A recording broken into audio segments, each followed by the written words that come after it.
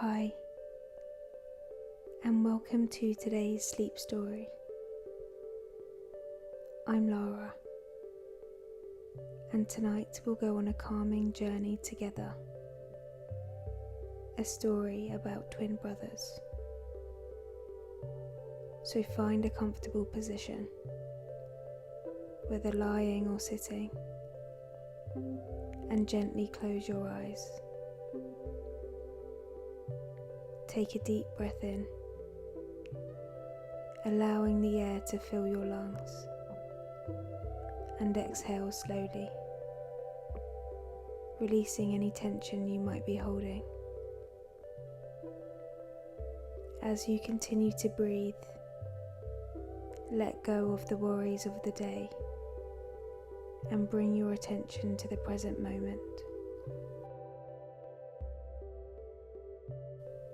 Once upon a time, in a small village nestled between dense green forests, there were two baby boys born to a loving family.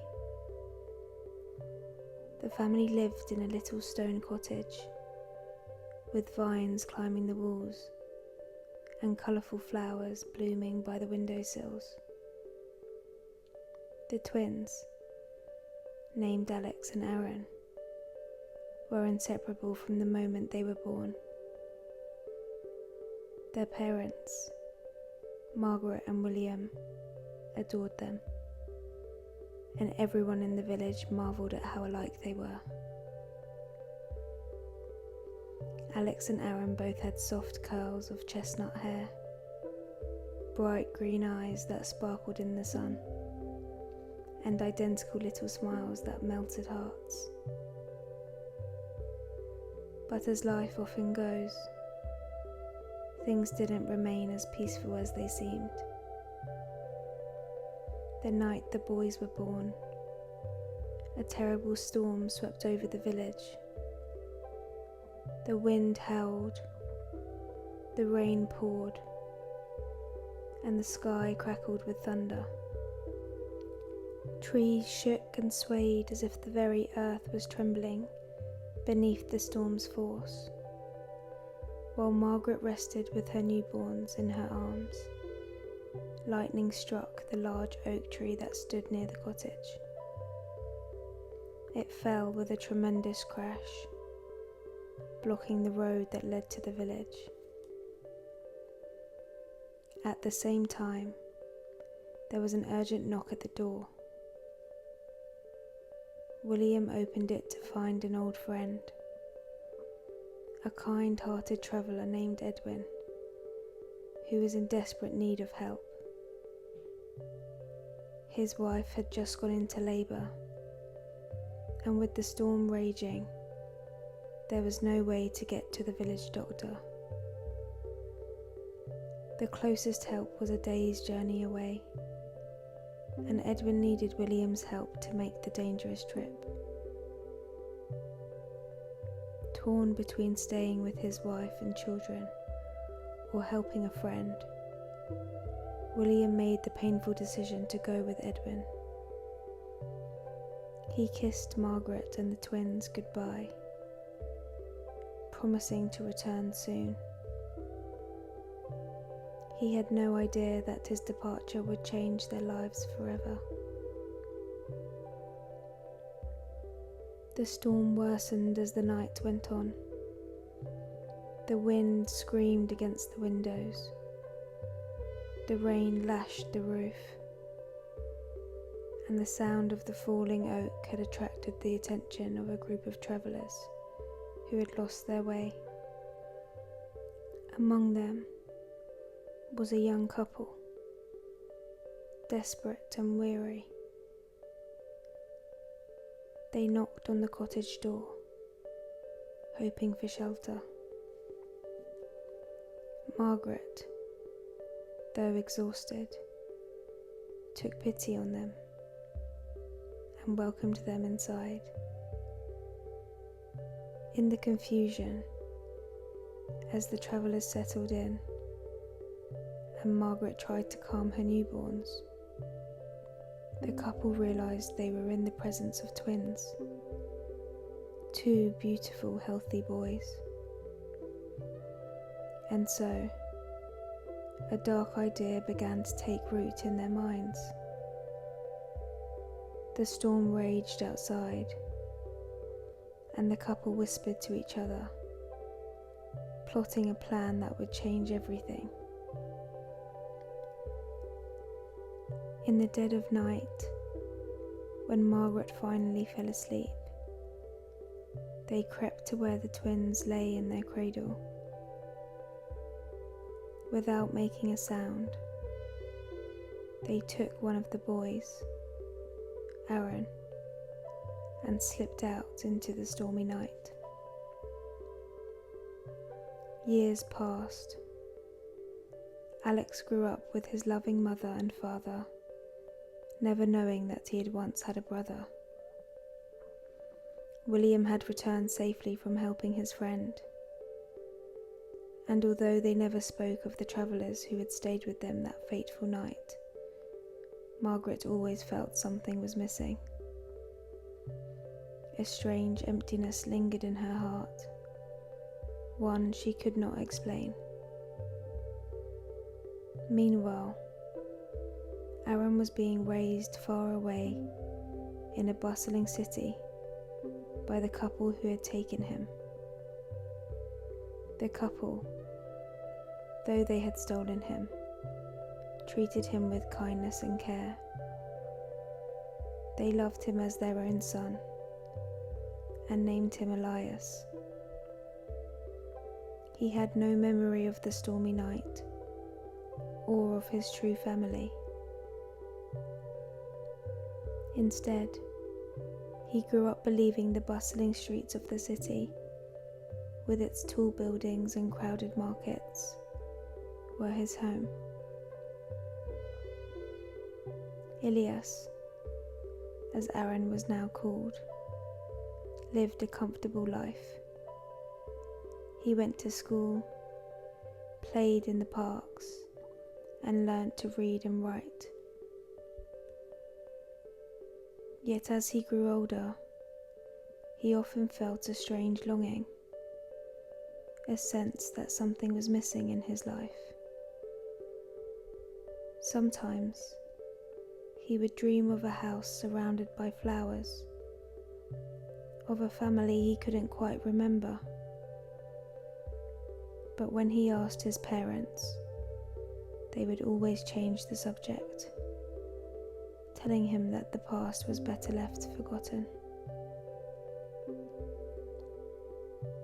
Back in the village, Alex had grown into a bright and curious boy.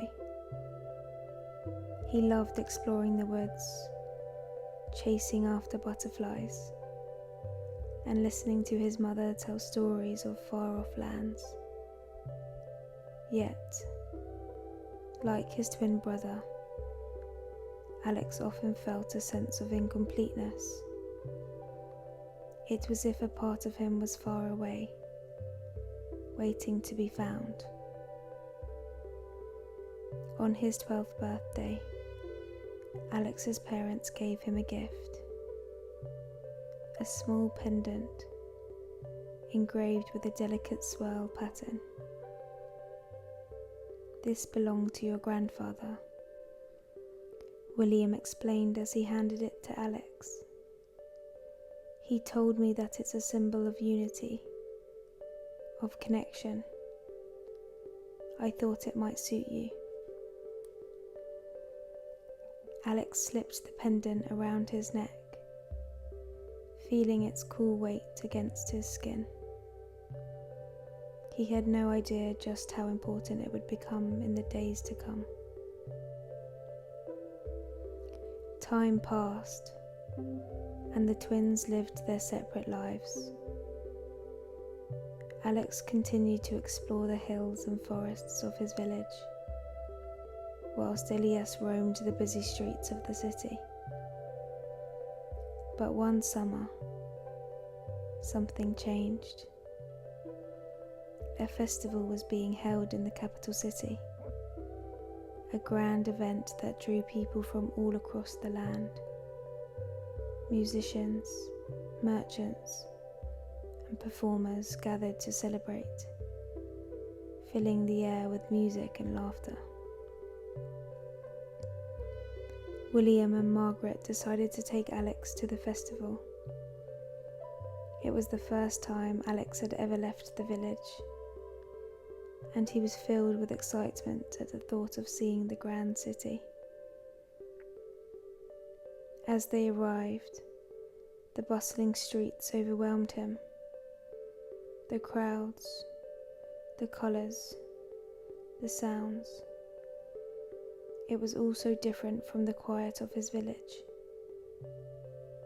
Yet, beneath the excitement, a strange feeling tugged at him. Something in the air felt familiar. On the other side of the city, Ilias was also heading to the festival with his parents. He had been looking forward to it for weeks, excited to see the performances and explore the market stalls. But as soon as they arrived, he too felt a strange sensation, as though something was calling to him. The festival sprawled across the city, with streets lined with colourful banners and stalls selling all manners of goods. Musicians played in the squares. Acrobats performed daring tricks, and the smell of roasting food filled the air. Despite the excitement around them, both Alex and Ilias found themselves wandering away from their families, drawn to a quiet, hidden corner of the festival grounds. It was there, in the shadow of an ancient oak tree, that they met. Neither boy spoke at first. They simply stared at each other, eyes wide with disbelief. It was as though they were looking into a mirror. Alex's pendant glinted in the sunlight, catching Ilias's attention. Without thinking, Ilias reached for his own pendant, an identical silver charm hanging around his neck. "Who are you?" Alex finally asked, his voice barely a whisper. I don't know," Ilias replied, just as confused. "But you look just like me." As they stood there, the memories came flooding back. Memories neither of them knew they had. The stormy night, the stone cottage, their mother's soft voice. They realized, with a sense of wonder and shock, that they were twins, separated at birth. They had lived their whole lives apart, never knowing the other existed. Their families, having realized the boys were missing, soon found them standing together beneath the oak tree. Margaret and William stared in disbelief at the boy standing next to Alex, and Ilias's parents looked equally shocked. The truth, long hidden, began to unravel. Margaret's eyes filled with tears as she recognized her lost son. "Aaron," she whispered, taking a step forward. Ilias, Aaron, felt a strange warmth in his chest as he looked at her. Though he didn't remember her face, something deep inside him recognized her. "Mum?" he whispered, barely daring to believe it. The truth spilled out in the days that followed. The couple who had taken Aaron confessed to their crime, though they had long regretted their actions. They had grown to love Aaron as their own.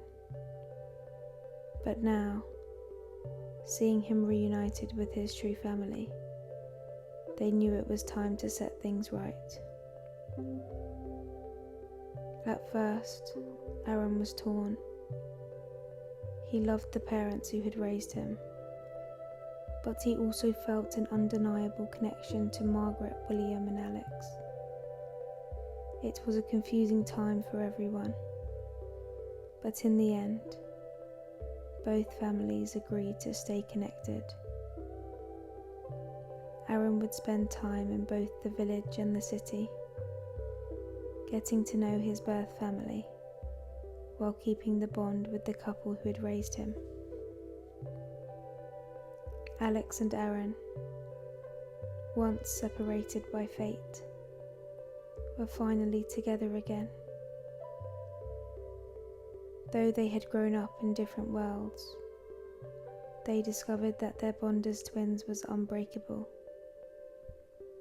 They spent the rest of the summer exploring the village together, chasing butterflies in the fields, and sharing stories of their separate lives.